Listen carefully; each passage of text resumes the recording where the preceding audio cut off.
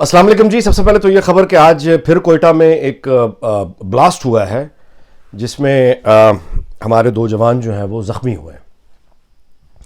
अच्छा, इसका मतलब ये है कि वो जो यानी मैसेजिंग है ना, ये डायलॉग है, मुस्तकिल हो रहा है कि पहले सेंट्रल बलोचिस्तान, फिर उसके बाद आगे बढ़ के कोयटा, उससे पहले ज़ाहिर है खुर्रम एजेंसी। तो ये एक सूरत हाल है, मैं पहले बात कर चुका हूँ। सो इससे आगे निकलते हैं। आपके लिए ख़बर ये है बहरहाल कि जोकरों की जो हमारी हुकूमत है, जोकरों का टोला, इसका जो आरिफ अलवी जोकर हैं, वो जोकर साहब जिस वक्त ये बलूचिस्तान में अटैक हो रहा था तो ये आप केलम में है कि वो ऑनलाइन गेमें खेल रहे थे प्रेसिडेंट हाउस में बैठ के, और सुबह उठ के उन्होंने अपनी एक जो स्कोर किया था उसमें उन्होंने ट्वीट भी किया उसको कि देखो राज जब अटैक हो रहे थे तो मैं ये मेरी ऑनलाइन परफॉर्मेंस चेक करें आप।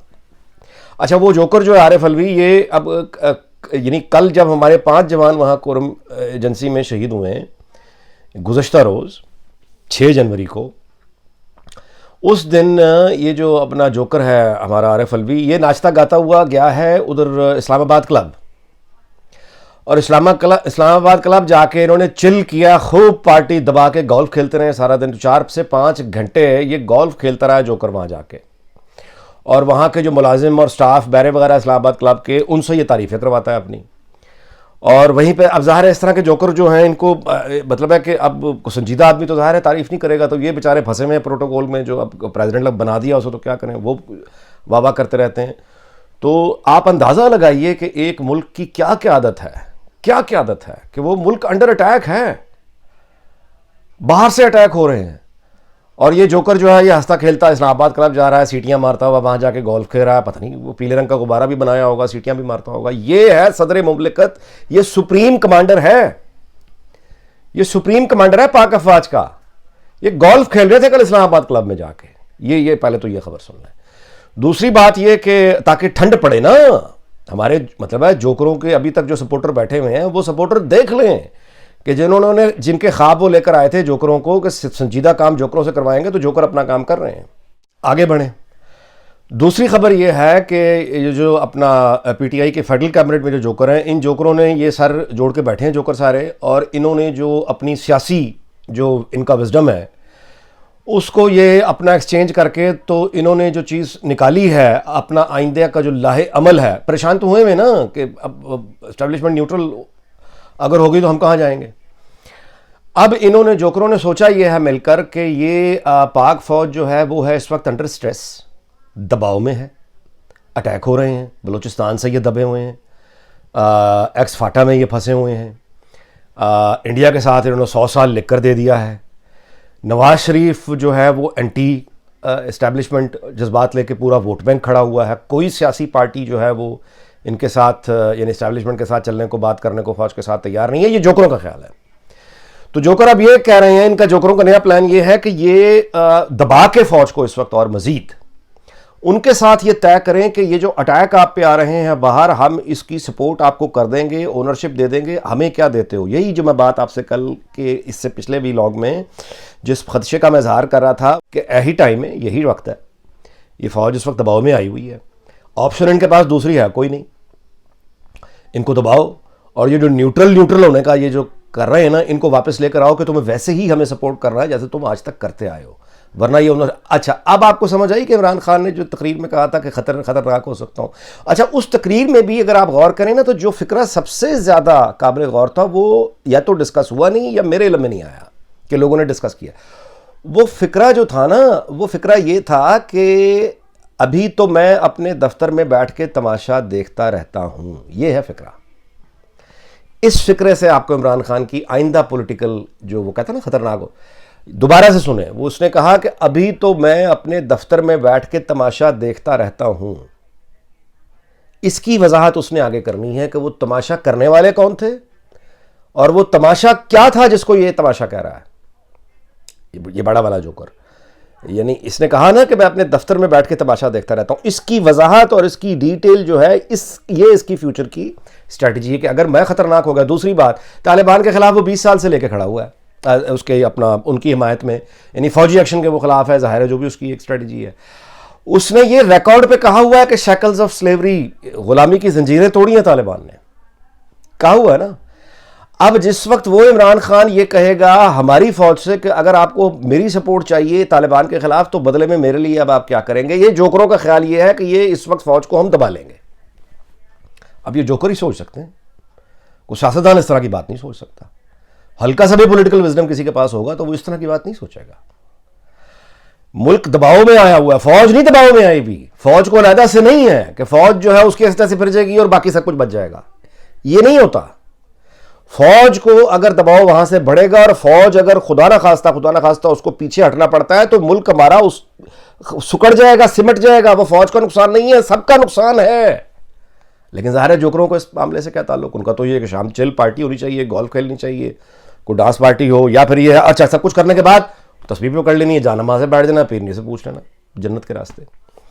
तो ये दिस इज द ट्रैजिक सूरत हाल। अच्छा इससे भी आगे बढ़े, यानी अब इनकी जो ये प्लानिंग है दबाव में रखने की, ब्लैकमेल करने की, कि हम दबा लेंगे और हम ब्लैकमेल करेंगे और इस तरह से हम हिमायत हासिल करेंगे, इनके प्रख उड़ जाएंगे, इनको पता नहीं चलेगा, इनके प्रख उड़ जाएंगे।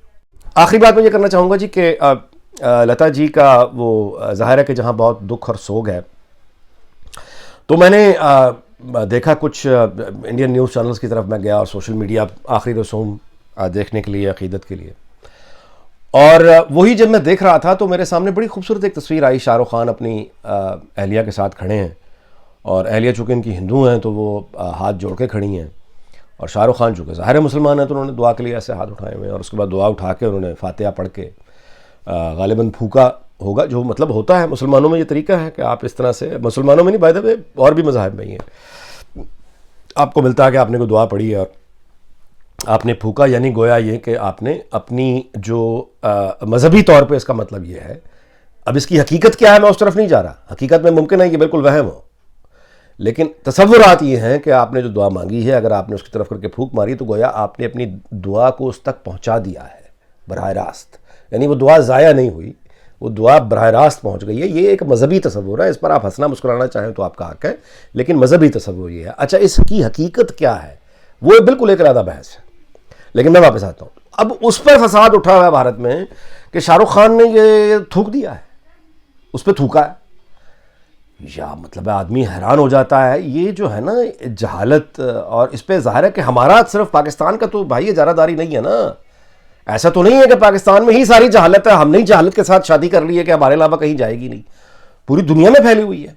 और इस हद तक जहालत, मतलब मैं हैरान हूं कि एक उस बंदे को ये कह रहे हैं कि तुमने फूक दुआ का तुमने थूका, उस पर पागल है वो थूकेगा, और दिमाग किसी का ठीक है, उसका दिमाग खराब है, उसने आग लगवानी है। अभी उसका बेटा इतने दिन अंदर रह के आया है, 2 टके का कर दिया, उसकी सारी सुपरस्टारी निकाल दी, वो पागल है कि वो इस तरह का थूके, उसने जिंदा चलना है। अच्छा अब ये जो मैं गुफ्तगू करूंगा, मतलब अब जो मैं यानी गुजारिश कर रहा हूं वो मैं कर रहा हूं भारत के ज़मीर से, इसलिए कि मैं भारत में, यानी मैं ये मान ही नहीं सकता कि वहाँ ज़मीर नहीं है, बहुत अच्छे लोग हैं, वो उठ के आवाज़ उठाते हैं, जुल्म के ख़िलाफ़ आवाज़ उठाते हैं, इंतहा पसंदी के ख़िलाफ़ आवाज़ उठाते हैं, मैं उनसे मुखातिब हूँ। देखिए ये जो है ना नफ़रत का, जहाँ तक हिंदू धर्म की बात है मैं बिल्कुल खामोश रहूँगा क्योंकि मुझे मालूम नहीं है, मैंने आपकी कोई मजहबी किताब नहीं पढ़ी, लेकिन मेरी अंडरस्टैंडिंग ये ज़रूर है कि ये नहीं हो सकता कि आपकी मजहबी किताबों में ये लिखा हो कि तुम्हारी जो भी माइनॉरिटी हो, वो बेबस हो, वो निहत्ती हो, उसको मारो, निहत्ते लोगों को, कमज़ोर लोगों को मारो, इससे तुम्हारा भगवान खुश होगा। मैं नहीं समझता कि हिंदू किसी होली बुक में इस तरह की कोई बात लिखी होगी। तो ये मतलब है कि ये जो मैं अब ज़मीर से आपसे गुजारिश कर रहा हूँ कि ये आप इस बात को, ये जो बर्दाश्त हो रही है ना कि एक मुसलमान वहाँ पे इंतहाई अक़लियत में है, उसको मारे जाओ, उसको मारे जाओ, उसको मारे जाओ। देखिए आपने भी सुन रखा है हमारी तरह, एक होता है ख़ानदानी अमीर, कहते हैं ना ख़ानदानी आदमी है, ख़ानदानी अमीर। ये किन्हें कहा जाता है ख़ानदानी? ख़ानदानी उन्हें कहा जाता है जो ज़मीन पर झुक कर चलते हैं, जो कमज़ोरों पर रहम करते हैं, जो यानी अपने से गरीबों को यानी अखलाक से मिलते हैं, इसे कहते हैं ख़ानदानी आदमी, कि इसके पास पैसा इज़्ज़त तो है लेकिन इसको पैसा और इज़्ज़त संभालना भी आता है, ये ख़ानदानी आदमी कहते हैं इसको। दूसरी तरफ नौ दौलती और घटिया वो आदमी आता है होता है जिसके पास नया नया पैसा होता है, नया नया पैसा उसको मिले, नई नई ताकत मिले, तो वो अपने आपे से, पंजाबी में एक कहावत है, भुखे जट नू कटोरा लभ्या पानी पी पी अफरिया, यानी किसी भूखे जट को एक पानी का कटोरा मिल गया कहीं से, तो अब और उसको समझ कोई ना आई कि मैं मुफ्त की चीज़ का क्या करूँ, पानी पी पी के उसने अपना बुरा हाल कर लिया। तो ठीक है, इंडिया इज मतलब है आपको कलेक्टिवली ये ख्याल रखना है कि जो आपकी इकोनॉमी 91 के बाद जिस तरह से राइज आया, दुनिया उसको ज़ाहिर है उसको मान रही है, देख रही है। लेकिन अगर आप इस तरह से बिहेव करने लग जाएंगे तो फिर आपके बारे में राय ये होगी कि ये नया नया पैसा आने के बाद ये पागल हो गया है। यानी नया पैसा, नई नई ताकत आई है, इनको चूंकि आदत नहीं है पैसे की और उस तरह की इज्जत की, तो अब इन्होंने उसका रास्ता ये निकाला है कि जो अपने से कमज़ोर लोग हैं यानी मुसलमान, वहां अकलियत है, इनको मारो, दबा के मारे चले जाओ।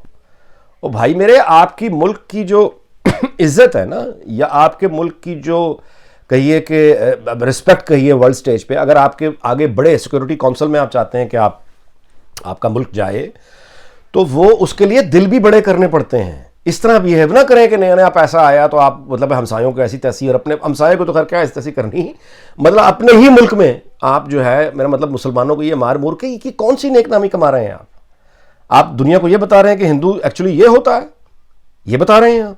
तो अगर आप ये बता रहे हैं तो बताइए आप किसका फायदा कर रहे हैं?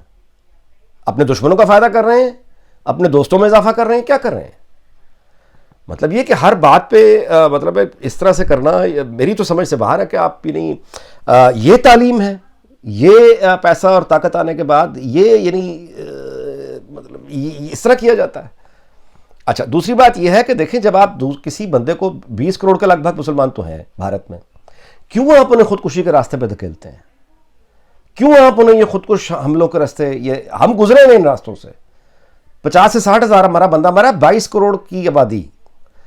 अगर आपके यहाँ 20 करोड़ मुसलमानों में से 2000 भी निकल आया ना, इस तरह का 2000 भी निकल आया, खुदा ना करे कि ऐसा हो, लेकिन अगर 2000 भी निकल आया ना, तो एक देखे वो जो पार्लियामेंट पे अटैक हुआ 2001 में, बड़ा बर्बरियत थी, नहीं होना चाहिए था, वो दहशतगर्दी थी। 26/11 को जब मुंबई में हुआ, वो बदतरीन दहशतगर्दी थी, बिल्कुल नहीं होना चाहिए था। लेकिन वो लोग जिन्होंने वो दहशतगर्दी की वो भारतीय नहीं थे, वो सिर्फ भारतीय मुसलमानों पर जो यानी जुल्म की कहानियां, प्रोपेगेंडा सुन के वो इस हद तक पागल हो गए थे कि वो मरने के लिए आ गए थे। मरने के लिए तो आए थे ना, जान तो देने आए थे ना, सबके सब मरे। यही जज्बात अगर आपकी अंदर वाली मुस्लिम कम्युनिटी के अंदर पैदा हो गए, तो ये जो 10-10, 12-12 लड़के आए, पूरे कंट्री को उन्होंने होस्टेज बना लिया, आज तक डॉक्यूमेंट्रीज बन रही हैं, आज तक उस पर फिल्में बन रही हैं, आज तक उसकी तकलीफ है। मतलब जाहिर है सबको है, दुनिया में हर इंसान को, अमन पसंद इंसान को उसकी तकलीफ है। आप क्यों चाहते हैं कि आपके अंदर रहने वाले जो मुसलमान हैं वो बाहर की तरफ देखने पे मजबूर हो जाएं? आपको नहीं मालूम कि अलकायदा कितनी दूर है? मतलब, और ये तालिबान और ये सारे इंतहा पसंदी, ये हम तो भुगत रहे हैं ना पाकिस्तान में बैठ के। मतलब मैं ये नहीं कह रहा कि यहां से लोग आपकी तरफ आ जाएंगे, मैं ये कह रहा हूं कि ये सोच, जहादी नजरिया, जब आप एक बेगुनाह मुसलमान को मारते हैं, जलील करते हैं, तो ये जहादी नजरिए को आप प्रमोट करते हैं, उसका एक रद्द-ए-अमल आ जाता है। रद्द-ए-अमल जब निकल आएगा तो ठीक है, आप कहने को तो कह सकते हैं कि आप 80 करोड़ है, 20 करोड़ को मार देंगे, ये बातें कहने की होती हैं। 20 करोड़ को मारना क्या, 20 लाख को मारना, जोग्राफिया बदल जाते हैं। तो इसलिए मैं भारत के ज़मीर से ये बात कर रहा हूं, और मुझे यकीन है कि वो मौजूद है, मुझे यकीन है कि वो वहां मौजूद है। बहुत अच्छे भारतीय लोग हैं, बहुत से लोग बहुत अच्छे भारतीय हैं, वो इस जुल्म के ख़िलाफ़ भी आवाज़ उठाते हैं, आगे भी आते हैं और हिम्मत भी रखते हैं। मतलब गलत को गलत कहने की हिम्मत रखते हैं। मैं आपसे उम्मीद करता हूं कि आप ये ना कहें कि हम क्या कर सकते हैं जी, इस तरह तो फिर हर बंदा कहे, मैं भी कहूं मैं क्या कर सकता हूं। वो भाई बात तो कर सकता हूं, कर रहा हूं। आपके ख्याल में मैं मतलब यहाँ पे आप वीलॉग नीचे जाके देख लीजिए, हमारे यहाँ ये सलूक अहमदी मुसलमानों के साथ होता है, अहमदियों के साथ होता है। मतलब अहमदी मुसलमान मैंने कह दिया ना, तो मेरे ज़हन में एकदम कड़क आएगा, मुझे 20 कॉलें आनी है कि आपने अहमदी को मुसलमान कैसे कह दिया। अहमदियों के हमारे यहाँ जो सलूक हमारे साथ होता है ना, उसके खिलाफ आप नीचे इस पर देख लीजिए, मैंने कितने वीलॉग्स किए हुए हैं, और उसका एक नतीजा भी भुगता हुआ है, वो भी मैंने थोड़ी सी किसी और वीडियो में वजाहत की थी। तो अगर आप बात कर सकते हैं तो बात तो करें। ये क्या मैडनेस है कि आप उसको ये कह रहे हैं कि अच्छा जी वो उसने तो थूका, फसाद फसाद फसाद फसाद। क्या लता मंगेशकर ये कहकर गई थी? यानी इस तरह से इज्जत देनी लता मंगेशकर को? लता मंगेशकर को इज्जत देने का बेहतरीन तरीका तो यह है कि उसको चाहने वाली दो कौमें, यानी भारत और पाकिस्तान और बांग्लादेश, जहां जहां भी लता को सुना जाता है, हम दोस्त बन के रहें, बजाय ये करने के आप उसके यानी उस शऊर पे गौर करें ना जो ये कह रहा है कि उसके अंदर से भी फसाद निकाल रहा है। ये फसादी सोच बॉर्डर के इधर है या ये फसादी सोच बॉर्डर के इधर है। सेम लोगों का काम है इस फसादी सोच के खिलाफ आवाज उठाएं, आवाज उठाएं। अल्लाह ताला पाकिस्तान को शाद और आबाद रखे। आपकी बड़ी मेहरबानी। अल्लाह हाफिज।